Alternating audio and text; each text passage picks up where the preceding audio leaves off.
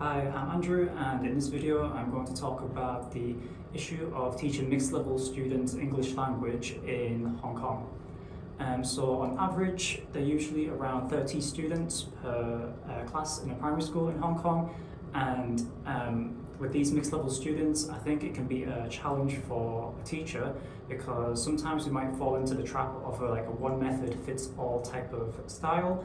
And by doing this, it could actually affect students' learning in terms of it could make, for example, weaker students feel a bit less motivated and upset because they might feel like they can't grasp the concepts. And for stronger students, they might feel a bit bored and start to feel disinterested in the subject because they might feel like it's too easy. And as a teacher, I can understand the difficulties of this kind of a situation because you are trying to manage a large number of students. And also you have a fixed time, so usually maybe a lesson is 1 hour.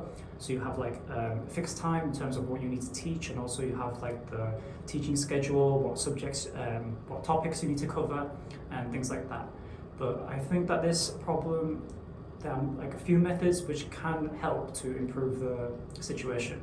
So first of all, I think we can incorporate games into the lesson, and because by doing that, it can make the students feel a bit more engaged into the lesson and feel like they actually have a part of it. So it's not just this teacher talking at the students, but it's also students' interaction as well.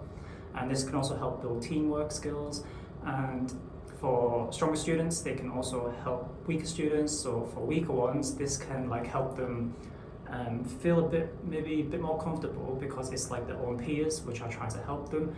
And for stronger students, it can be, this can provide a reinforcement for them in terms of understanding checking because they're actually teaching their classmate what they have learned.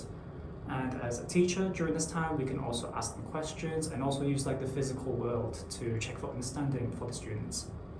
But all in all, I think students, especially young learners in primary school, they do need positive reinforcement to help build confidence. And also as teachers, we can exaggerate sounds, we can exaggerate hand gestures and whatnot, and also get students to imitate us.